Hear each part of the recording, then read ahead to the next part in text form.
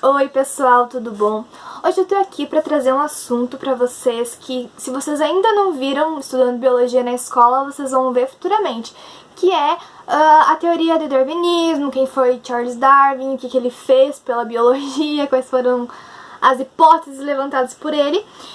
Então eu pretendo fazer isso com vários cientistas. Se você quer ver algum aqui, comenta aqui embaixo e vamos lá, porque o vídeo vai ser um pouquinho longo. E eu vou ler um pouco aqui, porque senão eu não vou lembrar de tudo, ok? Então, Charles Robert Darwin, ele nasceu em 1809 na Inglaterra. Ele era filho de um médico e neto de um filósofo, portanto ele seguia mais ou menos esse caminho e ele trilhava esse caminho. Então, para não contradizer a tradição da família, ele foi para a Universidade de Edimburgo para cursar medicina. Então ele se formou médico. Ele não tinha nenhuma formação, se eu não me engano, na área da biologia mesmo. Ele só era um médico, só, né? Então, ele sempre gostou, no caso, de observar a natureza, de ver o que acontecia em volta dele. E isso é uma coisa bem recorrente entre cientistas, né? Como Newton também fazia isso.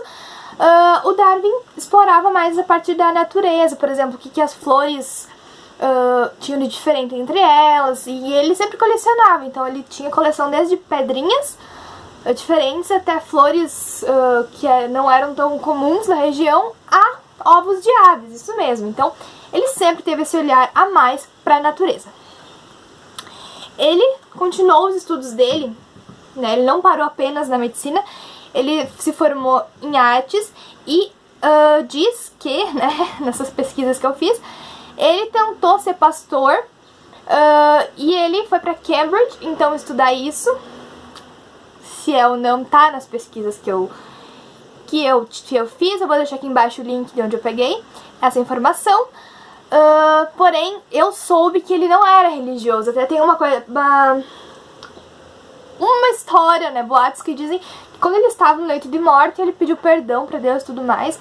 Porém, eu também já ouvi dizer que essa história não é verdade, que a família dele era bem religiosa, porém ele meio que não. Mas querer estudar nunca é demais, né? E geralmente os cientistas têm isso de querer estudar essa parte religiosa. Enfim, ele foi para Cambridge estudar isso. E lá ele fez muitos contatos. E um dos contatos dele soube que ele desenhava muito bem, que ele tinha essa visão a mais para a natureza, e chamou ele para a famosa viagem no Beagle. Vocês já ouviram falar nisso?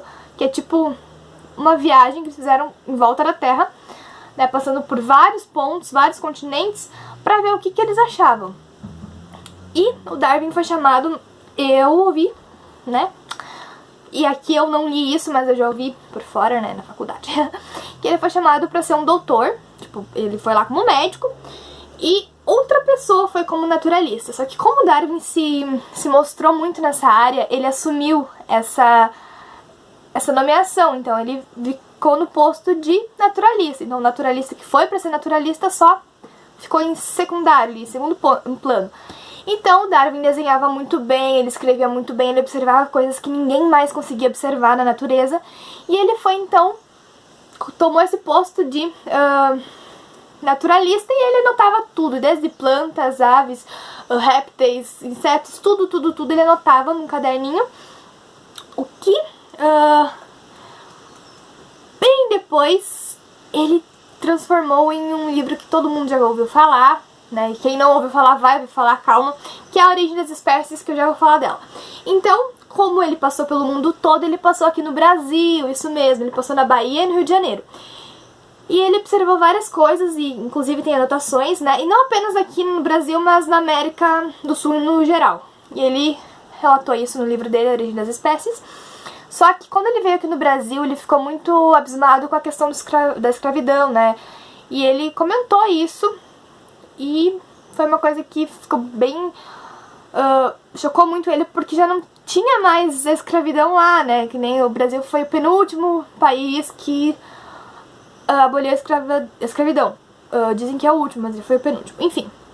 E, continuando, ele passou pelo Brasil, isso foi em 1836, e em 1839 acabou a viagem dele, e ele voltou para a Inglaterra, lá na cidade onde ele estava, pra casar com a prima dele, que era a Emma Darwin, e juntos eles tiveram 10 filhos, dos quais apenas 7 sobreviveram, porque, né, geralmente eles tinham naquela época muitos filhos, e alguns não conseguiam sobreviver porque era uma época bem remota. Então, depois de 20 anos que ele coletou todos os dados, que ele fez toda a pesquisa dele em volta do mundo, ele lançou A Origem das Espécies, que tá aqui atrás, metade, porque eu já falei que eu comprei errado, que era pra eu ter comprado o livro inteiro, eu comprei a última parte. Enfim. E A Origem das Espécies vai relatar toda a viagem dele, como, por exemplo, a visita dele a Galápagos, que ele observou diferentes características. E é isso que vocês têm que ouvir, essa palavra, que vocês vão ter que entender, características. Isso vai ser muito importante pra vocês depois. Ele observou essas características diferentes nas espécies. Então, foi isso que deu uma luz ali pra ele se encaminhar para escrever e relatar tudo. E uma das supostas bases, eu digo que supostas porque quando a gente fala do passado, quando envolve religião e ciência, antigamente tinha muito isso, né? Tipo, era muito mais unido. E sim, tem um buraco aqui. Só que eu digo supostamente porque a gente nunca pode afirmar, porque a gente não estava naquela época. Então, supostamente, o Darwin teve uma base bibliográfica, a principal base bibliográfica dele, para essa ideia surgir, foi um livro escrito por um clérigo chamado Thomas Malthus, que dizia exatamente isso. Exatamente não, né? Ele levantava a hipótese de que as características fossem melhores para enfrentar as condições do ambiente. O que isso quer dizer? Que, tipo assim, uma característica vai ser boa pra água, outra característica vai ser boa pra voar. Então, era mais ou menos nessa linha de raciocínio que o Thomas Malthus seguia. Então, com essa base e além de outros, né, livros, o Darwin trouxe uns tópicos principais, assim, pra biologia evolucionista que eu vou explorar em outro vídeo. Vou falar de evolução em outro vídeo, aqui é mais explorando a vida do Darwin. Então, só vou citar o que ele trouxe de contribuição pra gente, pros biólogos, enfim. Então, ele trouxe 4 principais linhas, assim, que é a adaptação às condições ambientais. Por exemplo, o peixe ele tem brânquias para sobreviver embaixo d'água, beleza? Beleza. Caso não ocorra essa adaptação, vai haver um novo caractere. Deixa eu ver um exemplo aqui pra vocês. Por exemplo, a questão dos anfíbios, a reprodução dos anfíbios. Ela acontece parte na água e depois eles saem pra terra. Os répteis não se adaptaram a isso, eles queriam explorar mais um pouquinho. Então, o que eles fizeram? Com a evolução, né, com o passar de um tempo, porque a evolução não acontece assim, ela demora um tempo. Depois de um tempo, os répteis aderiram aos ovos. Isso vocês vão entender em outro vídeo, que eu quero também explorar bastante isso. Então, eles não se adaptaram. Eles queriam explorar mais, eles não queriam ficar perto da água, então eles arranjaram outro jeito de continuar a evolução embrionária deles. Aí vem a seleção natural, propriamente dita. Por exemplo, funcionou a questão dos ovos para os répteis? Sim, então vamos continuar. E aí vai haver uma adaptação. Por exemplo, eles foram, como eu falei, aos poucos, então não foi tipo assim, nossa, não é mais girino, não fica mais só perto da água, já tem um ovo direto. Não. Tem casos que tem ovos que não são exatamente os que a gente conhece. Tinham. Então isso foi requisitado uma casca mais firme e foi então adaptado isso e viu que deu certo, viu que a exploração terrestre ocorreu de uma maneira muito melhor, então continuou, e nisso que nós temos até hoje, né, répteis com ovos e as aves também que derivaram disso. Então, ele também explorou muito a questão do ancestral comum, que a gente chama de Luca, que não foi só apenas ele, né, mas ele também trouxe o ancestral comum, que quer dizer o quê? Que todos os seres vivos descendem de um ancestral comum, que é o Luca. A gente chama de Luca. E esse ancestral comum era um só, né? Então, conforme foi passado os tempos, as características foram requisitadas e isso aconteceu a evolução e foi separando os nossos reinos e as espécies propriamente ditas, né? Então, teve mais pessoas que abordaram isso, mas Darwin também trouxe esse tópico pra gente. E então, depois de todas essas contribuições, Darwin faleceu em 1913 por causa de um ataque no coração. Eu ia falar miocárdio, mas né? E depois de muito tempo, assim, várias questões que o Darwin falou não tinham sido provadas naquela época. Então, depois de 130 anos, por exemplo, a gente conseguiu uma prova de uma hipótese dele. Então, já virou uma teoria, ok?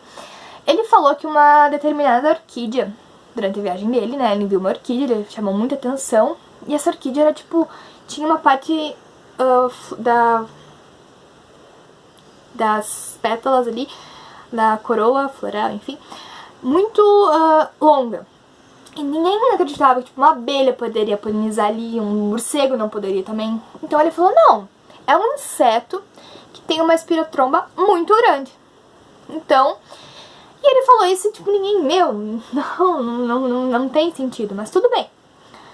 E depois de 130 anos, infelizmente o Darwin não pôde, né, ver isso, mas foi provado que sim, que aquela orquídea africana era polinizada por uma mariposa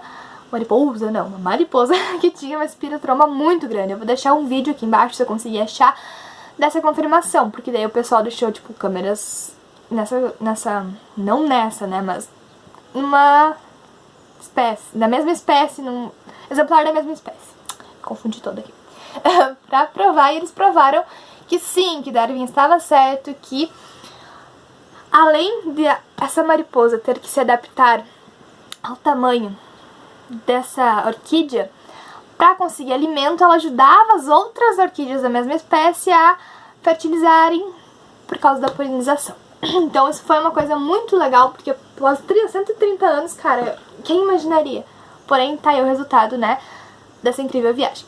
E outra coisa que eu queria também dizer era que o Darwin, ele era de uma família mais rica, assim, sabe? Ele tinha, tipo, o pai dele era médico, então ele teve uma base pra conseguir rodar o mundo aí, né? Entrar em Cambridge e tudo mais. Então ele era um pouco privilegiado nessa questão, porém a inteligência dele é inegável, as contribuições dele pra biologia também. Então era isso que eu queria deixar pra vocês. Eu vou trazer um vídeo sobre a evolução, sobre essa questão de ancestral comum e tudo mais, e eu vou trazer, como eu já falei antes, mais cientistas e suas biografias aqui.